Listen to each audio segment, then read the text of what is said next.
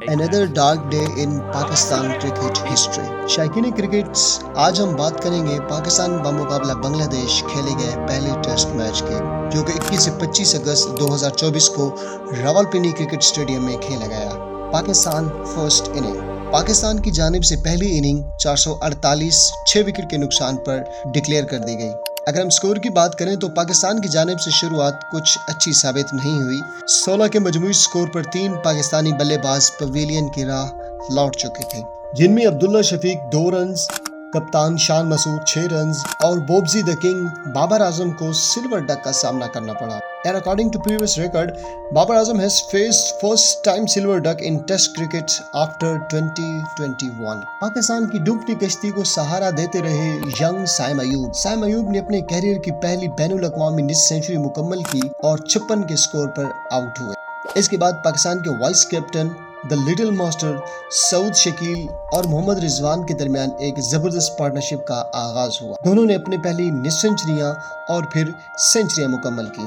سعود شکیل دی little Dawn 141 141 کے انفرادی score پر رضوان کا ساتھ چھوڑ گئے، لیکن the little master the backbone of Pakistan cricket team Muhammad Rizwan نے ہار نہیں مانی اور اپنے سکور کو 171 تک پہنچایا اور نیٹ آؤٹ رہے۔ پاکستان کا سکور جیسے ہی 448 تک پہنچا تو کپتان شان مسعود کی طرف سے اننگ ڈکلیئر کرنے کا اشارہ ملا۔ ناؤ بنگلہ دیش بیٹنگ ان فرسٹ اننگ۔ 448 کا تعاقب کرتے بنگال ٹائیگرز جب میدان میں اترے تو جیسے پھونک پھونک کر قدم رکھ رہے ہوں۔ اپنی پاری کے پہلے 15 اوور میں تو وکٹ سنبھالے رکھی، مگر اننگ کے 16ویں اوور میں بنگال ٹائیگرز کو اپنے پہلے نقصان کا سامنا کرنا پڑا اور پھر دیکھتے ہی دیکھتے 53 کے مجموعی سکور پر ایک دوسرا دھچکا بھی بنگال ٹائیگر کے حصے میں آیا۔ اس کے بعد تو جیسے وہ سنبھل سے گئے ہوں۔ پاکستان کو تیسری وکٹ حاصل کرنے کے لیے مزید 25 سے زائد اوور کرانا پڑے۔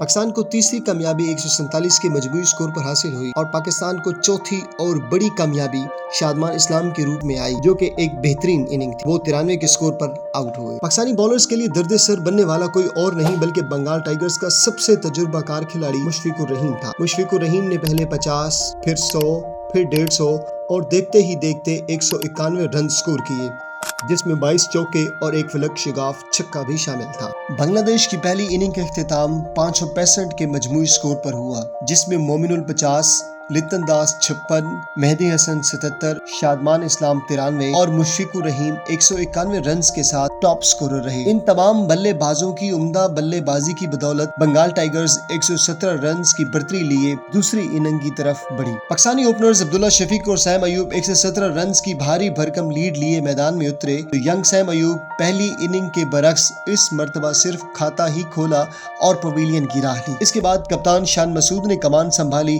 مگر مکمل طور پر ناکام دکھائی دیے۔ اس کے بعد پاکستانی عوام کی امیدوں کا واحد مرکز سابق کپتان بابر اعظم تھے۔ کنگ بابر اعظم نے 3 دلکش اسٹروک تو لگائے مگر کچھ بڑا سکور کرنے میں یہ بھی ناکام ہوئے اور صرف 22 رنز بنا کر میدان بدر ہوئے۔ سعود شکیل بغیر کھاتا کھولے کپتان اور سابق کپتان کے پاس جا بیٹھے۔ پاکستانی بلے باز تو گویا ریت کی دیوار ثابت ہو رہے تھے اور لگ تو یوں رہا تھا کہ جیسے اوپر والے 117 بھی نہ بن پائیں، مگر ہمیشہ کی طرح رضوان نے گرتی جھونپڑی کو سہارا دیا اور رینگتے رینگتے پاکستان نے 117 رنز کی لیڈ کو ختم کیا، مگر اب شاید بہت دیر ہو چکی تھی۔ رضوان کے لیے مشکل یہ تھی کہ وکٹ بھی روکنی تھی، سکور بھی کرنا تھا اور سکور بھی وہ جو باؤنڈری سے آئے یا پھر ڈبل سے۔ محمد رضوان نے ان مشکل حالات میں اپنے 50 مکمل کیے اور کچھ امیدیں قائم رکھیں، مگر پھر مہدی حسن کے گھومتی گیند کو سویپ مارتے مارتے اپنی وکٹ گنوا دی۔ قصہ مختصر، پاکستان کے تمام بلے باز 146 کے مجموعی سکور پر آؤٹ ہوئے اور صرف 30 رنز کا انتہائی آسان ہدف بنگال ٹائیگرز کو ملا، جو کہ انہوں نے پلک جھپکتے ہی